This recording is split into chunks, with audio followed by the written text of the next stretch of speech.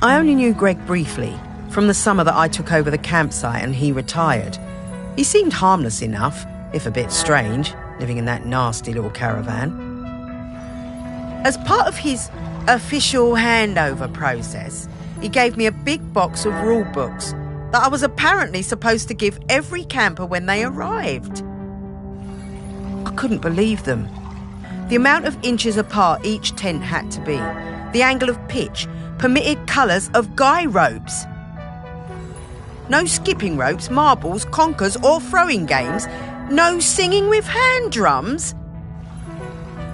I built a huge fire on the beach, invited the whole site for a big party and burned the lot. But then, awkward, Greg showed up. I guess he'd been collecting some things from his caravan and came to see what the noise was all about. You could tell he wasn't comfortable, but he sat down and tried to make conversation. I told him how beautiful I thought Shelmerston was, and he started telling me all about the wildlife here and the best places to spot birds. He was actually quite a sweet guy. He must have noticed what we were burning, but he never mentioned it. That was the last time I saw him. I always felt a bit guilty. I mean, I got him wrong. He wasn't that bad.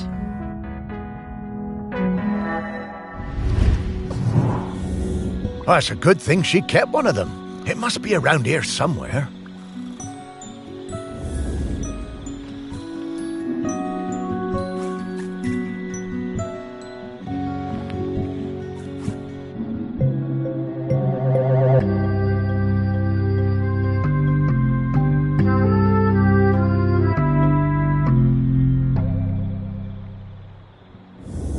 What's this about dogs having to be on leads the whole time? Outrageous.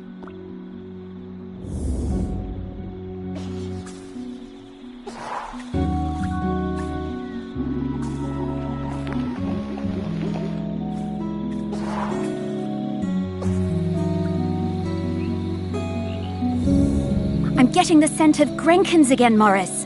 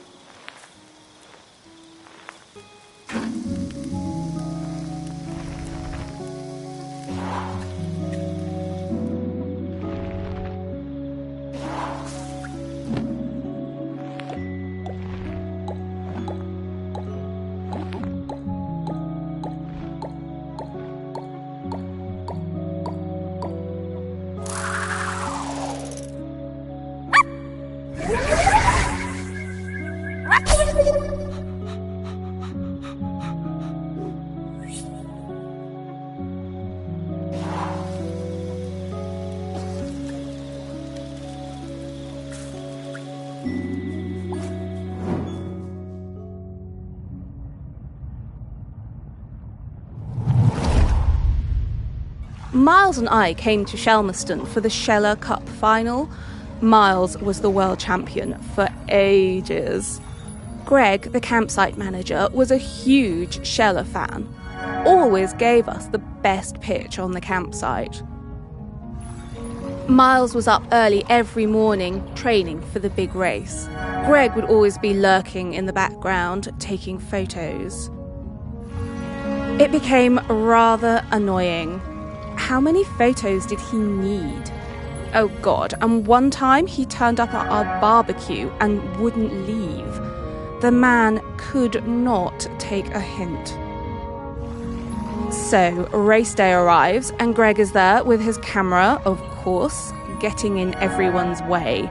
So Greg leans out into the track as the pack came past, Miles in the lead. And Miles goes crashing right into Greg. Total disaster. Miles goes down and Kwasi flies past him to win the race. Miles was absolutely gutted. He definitely would have won it. Later that night, all us Shellers were on our way back from the pub and we heard Greg outside his caravan, just sat by himself, crying. Miles, he was such a good sport, went over and spoke to him, invited him over to our camp for a drink. So then Greg came back and hung out with us, brought his camera and showed us all his Sheller race photos. You know, that guy was actually a pretty great photographer. By the end of the night, Miles had forgiven him. Miles was good like that.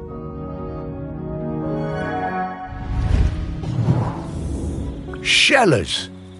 I've never understood the appeal of that. Seems bloomin' uncomfortable to me. Poor old Greg. He was always rubbing people up the wrong way, but he meant well. And he really loved this place.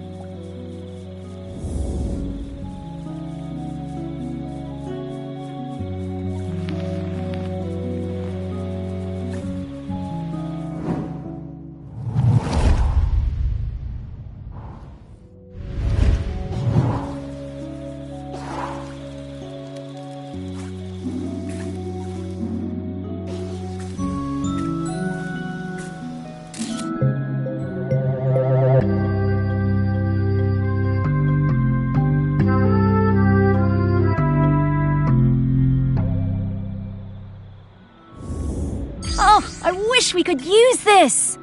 I am a very photogenic dog, you know.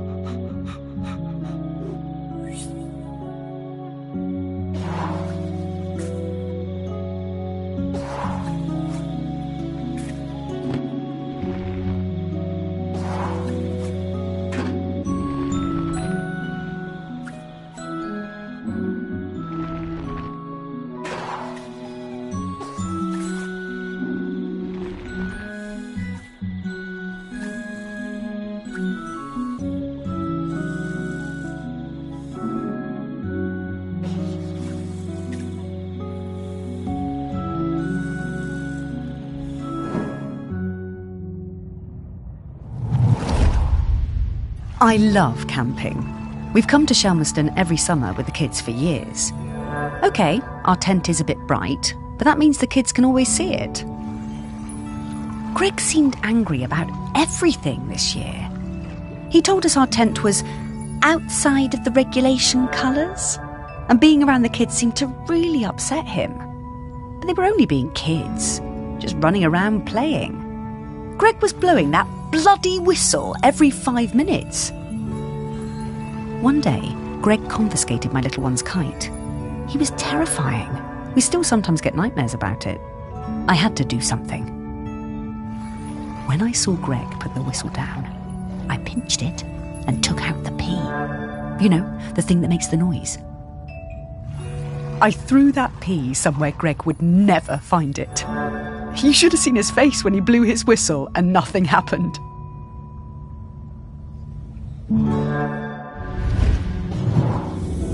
I always wondered how Greg managed to get so good at hand whistling.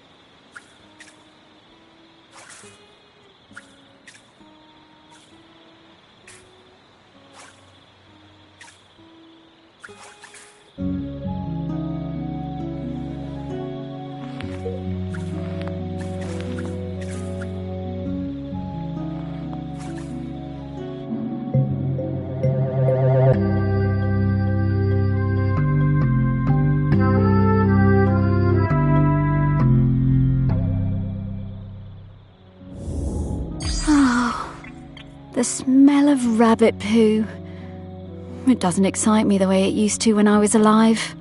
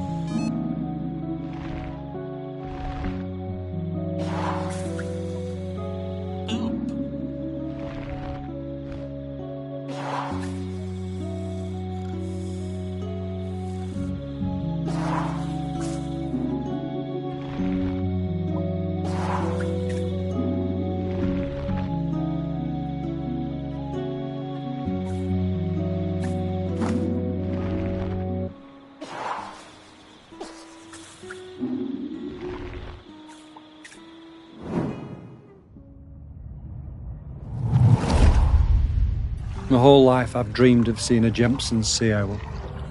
One day, I read the news that a guy on this little island called Shelmerson had discovered one.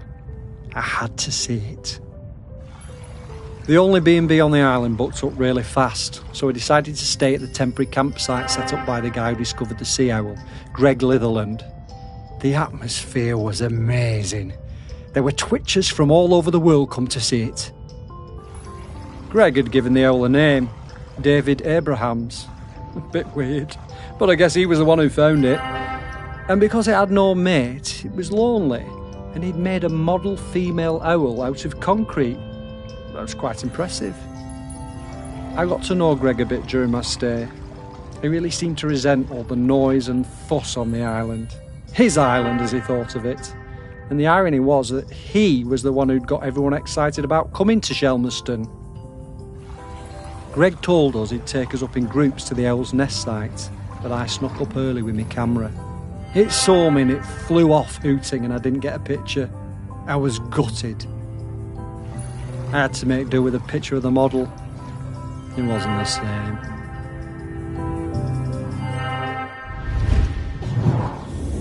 I remember that.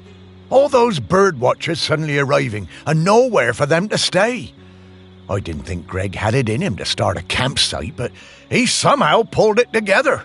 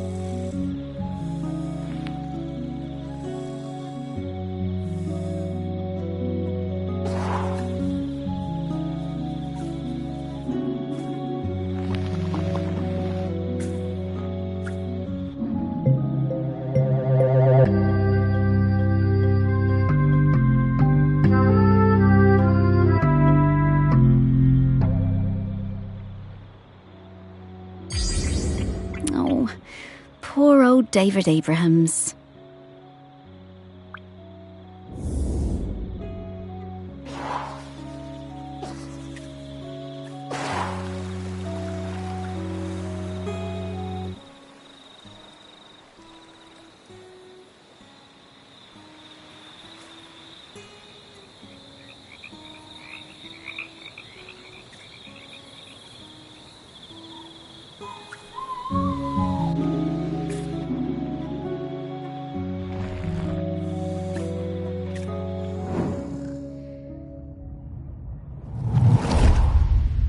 My best thing is throwing discs. I am really good. I like playing with Dan and Toddler. It's our favourite thing when we go camping on Shelmerston. One time, Greg Litherland came up the beach, all red-faced like an angry tomato. He pointed at a sign. It said, "No throwing games." He was yelling and shouting at us. He told me to give him my disc, but I wouldn't. I threw it high up into the air, and it went bang into a massive bird. Then the bird fell into the sea. I felt so awful. I never meant to hurt the birds. The whole thing was terrible. Mr. Lifferlam was screaming. He waded into the sea, picked up that bird, and carried it back to the beach. He was crying and crying. I'm sorry, Mr. Lifferland.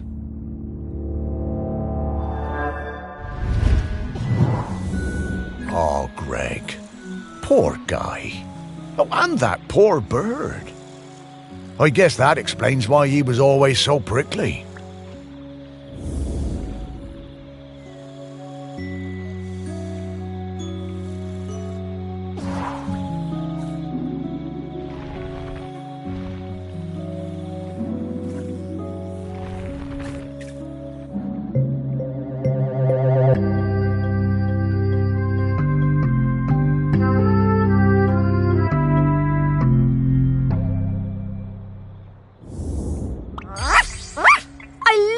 Things. Reminds me of our walks on the beach.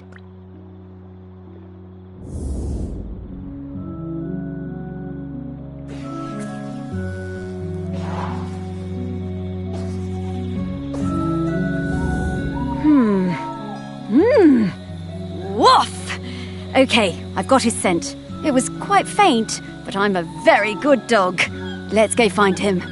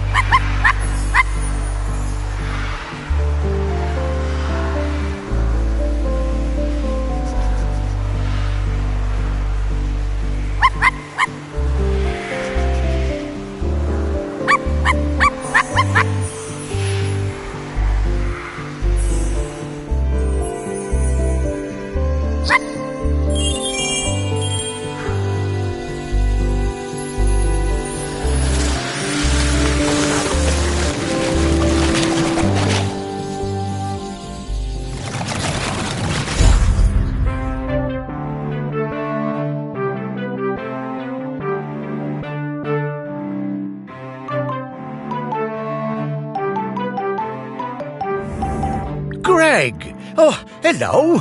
Morris, what are you doing here? Oh, hello there, pup. Hi, Greg. You can talk now. Rather prefer my animals when they don't talk. Yeah, Greg, we need to ask you, would you be interested in being the next island custodian? It's a very important job. Oh, no, absolutely not. This is your mess, and you can sort it out.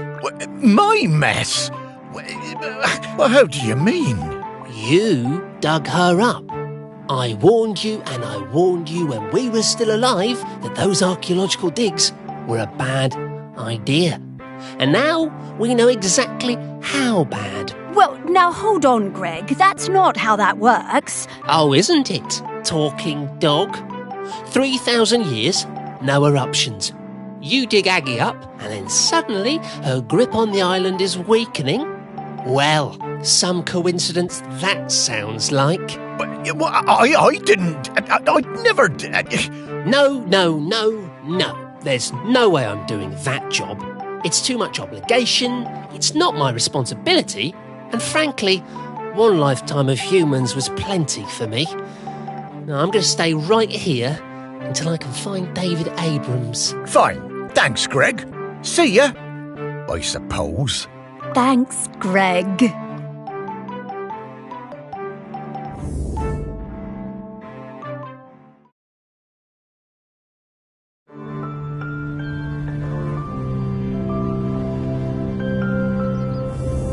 It's not looking good, is it, old girl? Don't worry, Morris. I hate it when you worry. It makes me nervous. He's waiting for David Abrams. I guess I'm like him in that way. The most important person in my life wasn't technically a person. More like an island. Yes, the island. This island. A whole island's worth of people and stories. Not like Greg at all. Everyone loves you. Really? Well, loved me, perhaps, past tense. No, they still do. And there's one more person who loves you we need to talk to. Our last prospect. I just know we're getting close now. Hey, Sparky, how do you know all this stuff? I mean, you're just my dog, aren't you? Well, nobody is just anything, Morris. I'm mostly the dog you raised, but I'm also kind of a messenger, a scout, part of something bigger. Aggie sent me to help guide you. Aggie sent you? No time to explain, Morris. We have to get to the last prospect. Well, however it came to be, I'm glad I get to spend more time with you, old friend. So am I, Morris. Now, off to see Samfire down at the harbour. Ah, Sam. Yeah, lead the way, girl.